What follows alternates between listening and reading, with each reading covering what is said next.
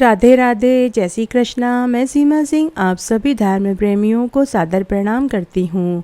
आप सभी को कार्तिक मास की ढेरों शुभकामनाएं। आप सभी की मनोकामनाएं भगवान विष्णु पूरी करें।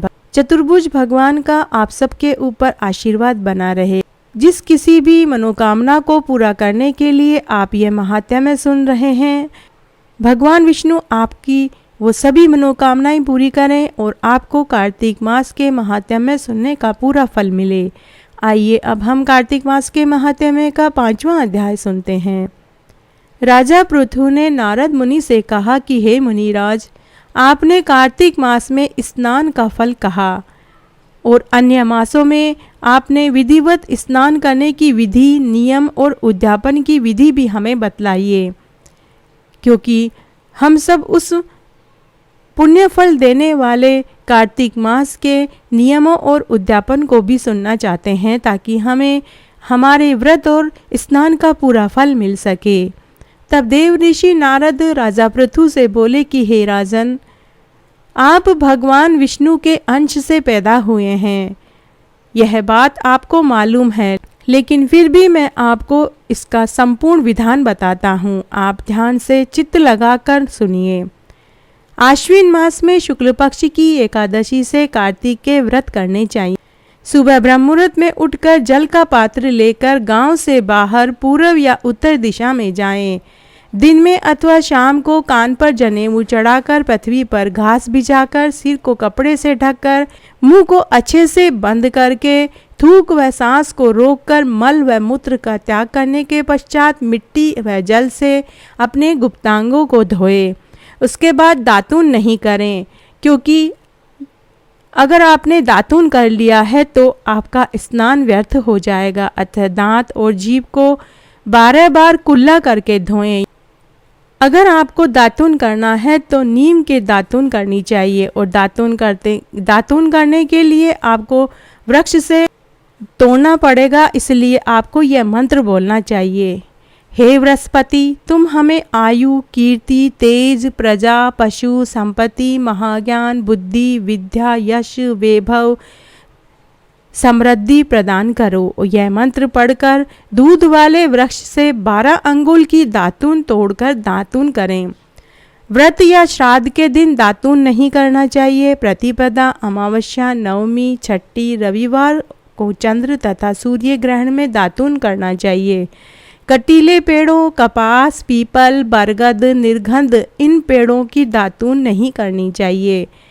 उसके बाद भली भांति स्नान करके फूल, माला, चंदन, पान, सुपारी, नैवेद्य आदि की पूजा सामग्री लेकर प्रसन्न और श्रद्धा भक्ति से मन में भक्ति पूर्वक भगवान शंकर के मंदिर में जाकर पूजा करनी चाहिए। वहाँ सभी देवी देवताओं, अर्घ्य और आचमनीय वस्तुओं से अलग अलग पूजन करना चाहिए। भगवान के ऊपर कच्चा दूध, दही, घी से स्नान कराएं, फिर साफ जल से स्नान कराएं, फिर चंदन का टीका लगावें, बेलपत्र पुष्प चढ़ावें और दक्षिणा चढ़ावें। साथ ही मीठे में मावे की मिठाई या लड्डू का प्रसाद चढ़ावें। फिर भक्तों के साथ स्वर मिलाकर हरि कीर्तन करें।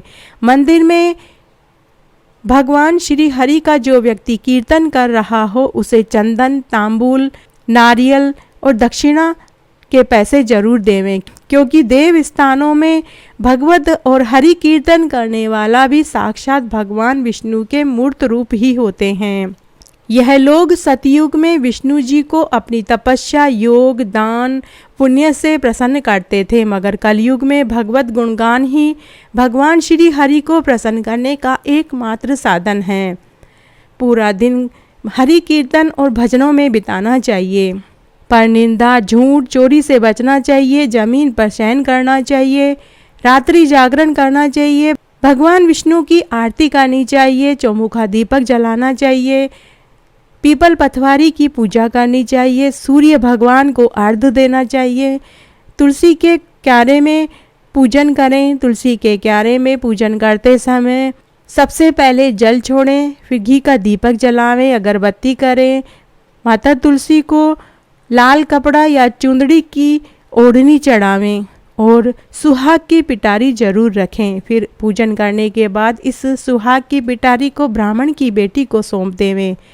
उसके बाद नारद जी ने राजा पृथु से कहा कि हे राजन, मैंने एक बार भगवान विष्णु से पूछा था कि हे प्रभु, आप ज़्यादातर समय कहाँ रहते हैं? तब भगवान विष्णु ने मुझसे कहा कि हे नारद, मैं बैकुंठ में और योगियों के हृदय में नहीं रहता। मैं मेरे भक्त मेरा भजन कीर्तन जहाँ कर रहे होते हैं, मैं वहीं उनके पास ही निवास करता हूँ। जो मनुष्य चंदन माला आदि से मेरे भक्तों का पूजन करते हैं, उनसे मेरी ऐसी प्रीति होती है जैसे कि मेरे पूजन से भी मुझे प्राप्त नहीं होती। इसलिए मंदिरों में जो भजन कीर्तन कर रहे हों, उनका सम्मान करना चाहिए। उनको चंदन की माला और नारियल और दक्षिणा जरूर देनी चाहिए। शीरीष, धतूरा, गिरजा, चमेली, केसर, कंदार, कटहल के फूलों व अक्षत से भगवान विष्णु की पूजा नहीं करनी चाहिए। अड़हल, कंद, गिरीश, जूही, मालती, केवड़ा के पुष्पों से भगवान शंकर की पूजा नहीं करनी चाहिए। जो मनुष्य लक्ष्मी चाहता है तो उसको तुलसी पत्र से सूर्य नारायण की पूजा नहीं करनी चाहिए। जिन देवताओं की पूजा में जो फूल निर्दिष्ट हैं, उन्हीं से उनका पूजन करना चाहिए। पूजन समाप्त करने के पश्चात भगवान से क्षमा याचना जरूर करनी चाहिए, क्योंकि हो सकता है कि हमारी पूजा में कोई त्रुटि रह गई हो, तो उस त्रुटि को भगवान हमें अपना भक्त समझकर माफ़ कर दें। इसलिए पूजा के बाद क्षमा याचना जरूर करें। क्षमा याचना में बोले, हे सुरेश्वर, हे देव, मेरे पास न मंत्र है न क्रिया है, मैं भक्ति से हीन हूँ। जो कुछ भी पूजा मैंने आपकी करी है, जैसी भी करी है, लेकिन सच्चे मन से, सच्चे भाव से, सच्चे हृदय से करी है। इसलिए हे प्रभु, आप मेरी पूजा स्वीकार करें। और हाथ में जल लेकर, पुष्प लेकर बोले, आसो मासो तमासो, मैं घर की धरानी, बेटा बेटा की माँ, भाई की बहन, दोयता दोयता की नानी, पोता पोती की दादी, हे भगवान, मैंने कार्तिक मास के स्नान और व्रत करे हैं। मेरा यह व्रत और स्नान स्वीकार हो और अगर मेरे से कोई गलती हो गई हो तो मुझे अपना भक्त समझकर, अपना शिष्य समझकर माफ़ करो। ऐसी प्रार्थना करने के बाद दंडवत भगवान को प्रणाम करें, भगवत कीर्तन करें, श्री हरि की कथा को सुने, महात्म्य सुने, उसके बाद प्रसाद ग्रहण करें। इस तरह बताई गई विधि के अनुसार जो मनुष्य कार्तिक व्रत का अनुष्ठान करते हैं, वह संसार के सभी सुखों को भोग कर अंत में मुक्ति को प्राप्त होते हैं। उनके सभी दुख दूर हो जाते हैं। चाहे उस मनुष्य को काया का दुख हो, माया का दुख हो, शरीर का दुख हो, किसी भी प्रकार का दुख हो, वह सभी दुख भगवान विष्णु दूर कर देते हैं। इस प्रकार आज मैंने आपको यह महात्म्य सुनाया। आशा करती हूँ आपको ये जरूर पसंद आया होगा। मेरे साथ बने रहने के लिए आपका धन्यवाद। आगे की कथा कहानी के लिए भी आप इसी तरह मेरे साथ बने रहें। धन्यवाद।